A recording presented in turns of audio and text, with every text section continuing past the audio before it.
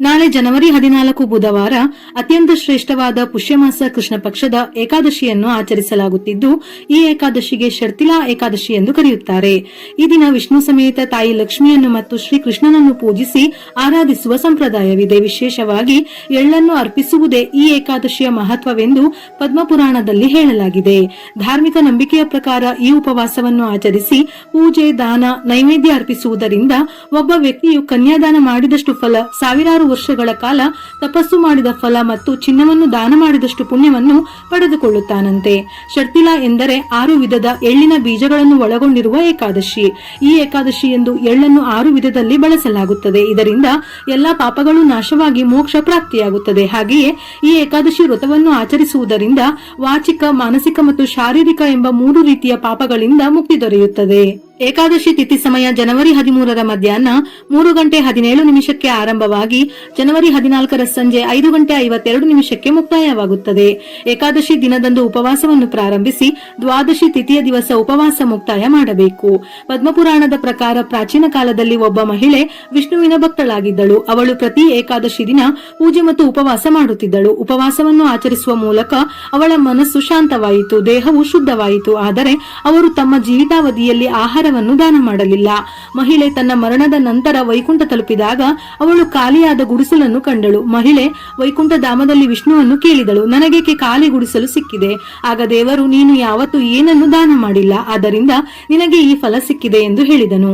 ಒಮ್ಮೆ ನಾನು ನಿನ್ನ ಉದ್ಧಾರಕ್ಕಾಗಿ ಭಿಕ್ಷೆ ಕೇಳಲು ಬಂದಿದ್ದೆ, ಆದರೆ ನೀನು ನನಗೆ ಮಣ್ಣಿನ ಮುದ್ದೆಯನ್ನು ಕೊಟ್ಟೆ. ಇದರಿಂದ ವಿಷ್ಣು ಲೋಕದಲ್ಲಿ ನಿನಗೆ ತೃಪ್ತಿ ಸಿಗುವುದಿಲ್ಲ ಎಂದು ಹೇಳುತ್ತಾನೆ. ಭಗವಾನ್ ವಿಷ್ಣುವಿನ ಮಾತುಗಳನ್ನು ಕೇಳಿದ ಮಹಿಳೆಯು ಪಶ್ಚಾತ್ತಾಪ ಪಟ್ಟು ತನ್ನ ತಪ್ಪನ್ನು ಸರಿಪಡಿಸುವ ಮಾರ್ಗವನ್ನು ಭಗವಂತನಲ್ಲಿ ಕೇಳಿದಳು.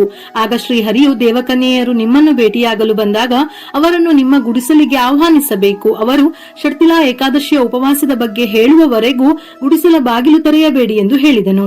ಒಮ್ಮೆ ದೇವಕನ್ಯೆ ಆ ಮಹಿಳೆಯ ಗುಡಿಸಲಿಗೆ ಬಂದು ಶರ್ತಿಲಾ ಏಕಾದಶಿಯ ಮಹತ್ವವನ್ನು ಹೇಳುತ್ತಾರೆ. ಅದರ ನಂತರ ಮಹಿಳೆಯು ವಿಧಿವಿಧಾನಗಳ ಪ್ರಕಾರ ಶರ್ತಿಲಾ ಏಕಾದಶಿಯ ವ್ರತವನ್ನು ಪೂರ್ಣಗೊಳಿಸುತ್ತಾಳೆ. ಇದರಿಂದ ಆಕೆಯ ಪಾಪಗಳು ಕಳೆದು ಗುಡಿಸಲಿನಲ್ಲಿ ಆಹಾರ ಮತ್ತು ಹಣ ತುಂಬಿಕೊಂಡು ವೈಕುಂಠದಲ್ಲಿ ಸಂತೋಷದ ಜೀವನವನ್ನು ನಡೆಸುತ್ತಾಳೆ. ಇದೇ ಶರ್ತಿಲಾ ಏಕಾದಶಿಯ ವ್ರತದ ಕತೆ. ನಾಳೆಯ ದಿನ ಈ ಕಥೆಯನ್ನು ಓದಿ ಅಥವಾ ಕೇಳಿದರೂ ಅದ್ಭುತ ಪುಣ್ಯ ಫಲ ಲಭಿಸುತ್ತದೆ. ಈ ದಿನ ವ್ರತವನ್ನು ಆಚರಿಸುವುದರ ಹೊರತಾಗಿ ಪ್ರತಿಯೊಬ್ಬರು 6 ರೀತಿಯಲ್ಲಿ ಎಳ್ಳನ್ನು ಬಳಸಬೇಕು. ಅಂದರೆ ದಾನ, ಪೂಜೆ, ಸ್ನಾನ, ಹವನ ಕಾರ್ಯಗಳಿಗೆ ಬಳಸುವುದು ಅಕ್ಷಯ ಪುಣ್ಯವನ್ನು ನೀಡುತ್ತದೆ. ಎಳ್ಳು ಮಿಶ್ರಿತ ನೀರಿನಿಂದ ಸ್ನಾನ ಮಾಡಿ. ಅಂದರೆ ಸ್ನಾನ ಮಾಡುವ ನೀರಿಗೆ ಸ್ವಲ್ಪ ಕಪ್ಪು ಎಳ್ಳನ್ನು ಬೆರೆಸಿ ಸ್ನಾನ ಮಾಡಬೇಕು. ಎಳ್ಳಿನ ಎಣ್ಣೆಯನ್ನು ದೇಹಕ್ಕೆ ಹಚ್ಚುವುದು, ಇದರಿಂದ ಆರೋಗ್ಯವು ಪ್ರಾಪ್ತಿಯಾಗುತ್ತದೆ. ಇದು ಚರ್ಮದ ಕಾಯಿಲೆಗಳು ಮತ್ತು ಸುಸ್ತು ಸೇರಿದಂತೆ ಹಲವು ರೀತಿಯ ಸಮಸ್ಯೆಗಳಿಂದ ಪರಿಹಾರವನ್ನು ನೀಡುತ್ತದೆ. ಎಳ್ಳಿನ ಹವನ. ಏಕಾದಶಿಯಂದು ಪ್ರತಿಯೊಬ್ಬರು 5 ಹಿಡಿ ಎಳ್ಳಿನಿಂದ ಹವನ ಮಾಡಬೇಕು. ಹವನ ಮಾಡುವ ಮೊದಲು ಹಸುವಿನ ತುಪ್ಪದಲ್ಲಿ ಎಳ್ಳನ್ನು ಬೆರೆಸಿ ನಂತರ ವಿಷ್ಣುವಿನ ನಾಮಸ್ಮರಣೆ ಮಾಡುತ್ತಾ ಶ್ರದ್ಧಾ ಭಕ್ತಿಯಿಂದ ಹವನವನ್ನು ಮಾಡುತ್ತಾರೆ. ಎಳ್ಳು ನೀರಿನ ಸೇವನೆ. ಏಕಾದಶಿಯಂದು ಪ್ರತಿಯೊಬ್ಬರು ಕುಡಿಯುವ ನೀರಿನಲ್ಲಿ ಕಪ್ಪು ಎಳ್ಳನ್ನು ಬೆರೆಸಿ ಆಗಾಗ ಕುಡಿಯುತ್ತಿರಬೇಕು. ಹೀಗೆ ಮಾಡುವುದರಿಂದ ಅನೇಕ ರೋಗಗಳು ಗುಣವಾಗುತ್ತದೆ. ಈ ದಿನ ದಕ್ಷಿಣಕ್ಕೆ ಮುಖ ಮಾಡಿ ಪೂರ್ವಜರಿಗೆ ಎಳ್ಳನ್ನು ಅರ್ಪಿಸಿದರೆ ಪೂರ್ವಜರ ಆಶೀರ್ವಾದ ಸಿಗುತ್ತದೆ. ಕುಟುಂಬದಲ್ಲಿ ಸಂತೋಷ, ಶಾಂತಿ, ಸಮೃದ್ಧಿ ನೆಲೆಸುತ್ತದೆ. ಎಳ್ಳಿನ ದಾನ. ಏಕಾದಶಿ ಎಂದು ಎಳ್ಳನ್ನು ದಾನ ಮಾಡುವ ವಿಶೇಷ ಮಹತ್ವವನ್ನು ಪುರಾಣ ಮತ್ತು ಗ್ರಂಥಗಳಲ್ಲಿ ಹೇಳಲಾಗಿದೆ. ಎಳ್ಳನ್ನು ದಾನ ಮಾಡುವವನು ನರಕವನ್ನು ನೋಡುವುದಿಲ್ಲ ಎಂದು ಮಹಾಭಾರತದಲ್ಲಿಯೂ ಉಲ್ಲೇಖಿಸಲಾಗಿದೆ. ಏಕಾದಶಿಯ ದಿನ ಬ್ರಾಹ್ಮಣರಿಗೆ, ನಿರ್ಗತಿಕರಿಗೆ ಎಳ್ಳನ್ನು ದಾನ ಮಾಡುತ್ತಾರೆ. ಈ ದಿನ ಹೆಚ್ಚು ಎಳ್ಳನ್ನು ದಾನ ಮಾಡಿದರೆ ಹೆಚ್ಚು ಪಾಪಗಳು ನಾಶವಾಗುತ್ತವೆ. ಅಷ್ಟೇ ವರ್ಷಗಳವರೆಗೆ ಸ್ವರ್ಗದಲ್ಲಿ ಸ್ಥಾನ ಸಿಗುತ್ತದೆ ಎಂದು ಹೇಳುತ್ತಾರೆ. ಎಳ್ಳಿನಿಂದ ತಯಾರಿಸಿದ ಪದಾರ್ಥಗಳ ಸೇವನೆ. ಈ ದಿನ ವ್ರತ ಆಚರಿಸುವವರು ಅಥವಾ ಉಪವಾಸ ವ್ರತ ಮಾಡದೇ ಇದ್ದವರು ಕೂಡ ಎಳ್ಳಿನಿಂದ ಮಾಡಿದ ಪದಾರ್ಥವನ್ನು ಸೇವಿಸಬೇಕು. ಈ ದಿನ ಎಳ್ಳಿನ ಬೀಜಗಳನ್ನು ಹೊಂದಿರುವ ಆಹಾರವನ್ನು ತಯಾರಿಸಿ ಸಂಜೆ ವಿಷ್ಣು ಮತ್ತು ಲಕ್ಷ್ಮೀ ದೇವಿಗೆ ಅರ್ಪಿಸಿ. ಅಲ್ಲದೆ ಬಡವರು, ನಿರ್ಗತಿಕರಿಗೆ ಆಹಾರವನ್ನು ನೀಡಿ. ಸ್ನಾನದ ನಂತರ ದೇವರ ಮನೆಯನ್ನು ಶುದ್ಧ ಮಾಡಿ ದೇವರಿಗೆ ಎಳ್ಳಿನ ಎಣ್ಣೆ ಅಥವಾ ತುಪ್ಪದ ದೀಪವನ್ನು ಹಚ್ಚಿ ಭಗವಾನ್ ವಿಷ್ಣುವಿಗೆ ತುಳಸಿ ಮಾಲೆ ಮತ್ತು ಹೂವುಗಳಿಂದ ಅಲಂಕರಿಸಬೇಕು. ವಿಷ್ಣುವಿಗೆ ನೈವೇದ್ಯವಾಗಿ ಎಳ್ಳಿನಿಂದ ತಯಾರಿಸಿದ ಯಾವುದಾದರೂ ಪದಾರ್ಥವನ್ನು ಅರ್ಪಿಸಬಹುದು. ಇಲ್ಲವಾದರೆ ಕೇವಲ ಕಪ್ಪು ಎಳ್ಳಿನ ಜೊತೆ ಸಕ್ಕರೆ ಅಥವಾ ಬೆಲ್ಲವನ್ನು ಸೇರಿಸಿ ಕೂಡ ನೈವೇದ್ಯ ಅರ್ಪಿಸಬಹುದು. ಈ ದಿನ ವಿಷ್ಣು ಸಹಸ್ರನಾಮ ಪಠಣೆ ಅಥವಾ ಕೇಳುವುದು ತುಂಬಾ ಒಳ್ಳೆಯದು. ಇಲ್ಲವಾದರೆ ಓಂ ನಮೋ ಭಗವತಿ ವಾಸುದೇವಾಯ ಎಂಬ ಮಂತ್ರವನ್ನು 108 ಬಾರಿ ಜಪಿಸಬಹುದು. ಮಾಡಬಹುದು. ಕರ್ಪೂರ ಅಥವಾ ಅಗರಬತ್ತಿಯನ್ನು ಬೆಳಗಿಸಿ ಅದರ ಮೇಲೆ ಸ್ವಲ್ಪ ಕಪ್ಪು ಎಳ್ಳನ್ನು ಸೇರಿಸಬೇಕು. ಇದು ಹವನದಲ್ಲಿ ತಿಲವನ್ನು ಅರ್ಪಿಸುವುದಕ್ಕೆ ಸಮ. ಈ ದಿನದಂದು ಅಶ್ವತ್ಥ ವೃಕ್ಷವನ್ನು ಪೂಜಿಸುವುದು ದೀರ್ಘ ಮತ್ತು ಶಾಂತಿಯುತ ದಾಂಪತ್ಯ ಜೀವನಕ್ಕೆ ಸಹಾಯ ಮಾಡುತ್ತದೆ. ಅರಳಿ ಮರವನ್ನು ಪೂಜಿಸಿ ಹೊಸ ಗಿಡವನ್ನು ನೆಡುವುದು, ಅದನ್ನು ಪೋಷಿಸುವುದು, ಇದರಿಂದ ಉತ್ತಮ ಆರೋಗ್ಯದ ಜೊತೆ ಕುಟುಂಬದಲ್ಲಿ ಏಳಿಗೆ. ನ್ಯಾಯಾಲಯದ ಪ್ರಕರಣಗಳಲ್ಲಿ ಜಯ ಸಾಧಿಸಲು ಹಸುವಿಗೆ ಬಾಳೆಹಣ್ಣು ತಿನ್ನಿಸಿ. ಹಣಕಾಸಿನ ತೊಂದರೆಯನ್ನು ತಪ್ಪಿಸಲು ಅರಳಿ ಮರದ ಕೆಳಗೆ ಕುಳಿತು ಓಂ ನಮೋ ಭಗವತೆ ವಾಸುದೇವಾಯ ಎಂದು 108 ಬಾರಿ ಪಠಿಸಿ. ಶರ್ತಿಲಾ ಏಕಾದಶಿಯ ದಿನದಂದು ವಿಶೇಷವಾಗಿ ಎಳ್ಳಿನ ದಾನದ ಜೊತೆಗೆ 3 ವಸ್ತುಗಳನ್ನು ದಾನ ಮಾಡುವುದರಿಂದ ಅದ್ಭುತ ಫಲಗಳು ಪ್ರಾಪ್ತಿಯಾಗುತ್ತವೆ.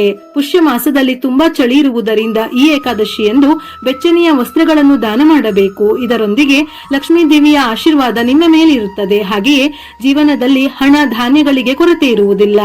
ಬೆಲ್ಲವು ಸೂರ್ಯ ಮತ್ತು ಮಂಗಳಕ್ಕೆ ಸಂಬಂಧಿಸಿದೆ. ನೀವು ಜೀವನದಲ್ಲಿ ಪ್ರಗತಿಯನ್ನು ಪಡೆಯದಿದ್ದರೆ ಅಥವಾ ಕಣ್ಣಿನ ಸಂಬಂಧಿತ ಸಮಸ್ಯೆಗಳಿದ್ದರೆ ನೀವು ಶರ್ತಿಲಾ ಏಕಾದಶಿಯಂದು ಬೆಲ್ಲವನ್ನು ದಾನ ಮಾಡಬೇಕು. ಬೆಲ್ಲವನ್ನು ದಾನ ಮಾಡುವುದರಿಂದ ಲಕ್ಷ್ಮೀ ದೇವಿಯ ಆಶೀರ್ವಾದವು ನಿಮ್ಮ ಮೇಲೆ ಉಳಿಯುತ್ತದೆ. ಈ ಏಕಾದಶಿಯಂದು ಅಕ್ಕಿಯನ್ನು ದಾನ ಮಾಡುವುದರಿಂದ ಲಕ್ಷ್ಮೀ ದೇವಿಯು ಸಂತುಷ್ಟಳಾಗುತ್ತಾಳೆ. ತಾಯಿಯ ಅನುಗ್ರಹದಿಂದ ಜೀವನದಲ್ಲಿ ಸಂಪತ್ತು ಮತ್ತು ಧಾನ್ಯಗಳು ಹೆಚ್ಚಾಗುತ್ತವೆ. ಶರ್ತಿಲಾ ಏಕಾದಶಿಯು ಭಗವಾನ್ ವಿಷ್ಣುವಿನ ಅಚ್ಚುಮೆಚ್ಚಿನ ಏಕಾದಶಿ ತಿಥಿಗಳಲ್ಲಿ ಒಂದಾಗಿದೆ. ಈ ವ್ರತವನ್ನು ಆಚರಿಸುವುದರಿಂದ ಎಲ್ಲಾ ಇಷ್ಟಾರ್ಥಗಳು ನೆರವೇರುತ್ತವೆ. ಮನೆಗೆ ಸಂತೋಷ ಮತ್ತು ಸಮೃದ್ಧಿ ಬರುತ್ತವೆ. ಈ ವ್ರತವನ್ನು ಆಚರಿಸುವುದರಿಂದ ಬಡತನ ಮತ್ತು ದುಃಖಗಳಿಂದ ಮುಕ್ತಿ ದೊರೆಯುತ್ತದೆ. ಉಪವಾಸ ಮಾಡಲು ಸಾಧ್ಯವಾಗದಿದ್ದರೂ ಕೇವಲ ಕಥೆಯನ್ನು ಕೇಳುವುದರಿಂದ ವಾಜಪೇಯಿ ಯಾಗಕ್ಕೆ ಸಮಾನವಾದ ಪುಣ್ಯ ಸಿಗುತ್ತದೆ. ಈ ಉಪವಾಸವು ಎಲ್ಲಾ 3 ರೀತಿಯ ಪಾಪಗಳಿಂದ ಒಬ್ಬನನ್ನು ಮುಕ್ತಿಗೊಳಿಸುತ್ತದೆ: ಮೌಖಿಕ, ಮಾನಸಿಕ ಮತ್ತು ದೈಹಿಕ. ಈ ಉಪವಾಸದ ಫಲವನ್ನು ಕನ್ಯಾದಾನ, ಸಾವಿರಾರು ವರ್ಷಗಳ ತಪಸ್ಸು ಮತ್ತು ಯಾಗಗಳಿಗೆ ಸಮಾನವೆಂದು ಹೇಳುತ್ತಾರೆ. ವಿಷ್ಣುವಿನ ಅಥವಾ ವಿಷ್ಣುವಿಗೆ ಸಂಬಂಧಿಸಿದ ದೇವಾಲಯಕ್ಕೆ ಭೇಟಿ ನೀಡಿ ನಿಮ್ಮ ಕೈಲಾದ ಸಣ್ಣ ಪುಟ್ಟ ಸೇವೆ, ಪೂಜೆ, ದಾನವನ್ನು ಮಾಡಿ. ಇದರಿಂದ ವಿಷ್ಣುವಿನ ಸಂಪೂರ್ಣ ಅನುಗ್ರಹದ ಜೊತೆ ಸಕಲವೂ ಪ್ರಾಪ್ತಿಯಾಗುತ್ತದೆ. ವಿಡಿಯೋ ಇಷ್ಟ ಆಗಿದ್ದಲ್ಲಿ ಮರೆಯದೆ ಲೈಕ್ ಕೊಟ್ಟು ನಿಮ್ಮವರಿಗೆ ಶೇರ್ ಮಾಡಿ. ಇದೇ ರೀತಿಯ ಮನಮುಟ್ಟುವ ಉಪಯುಕ್ತ ಮಾಹಿತಿಗಳಿಗಾಗಿ ಮತ್ತೆ ಭೇಟಿಯಾಗೋಣ.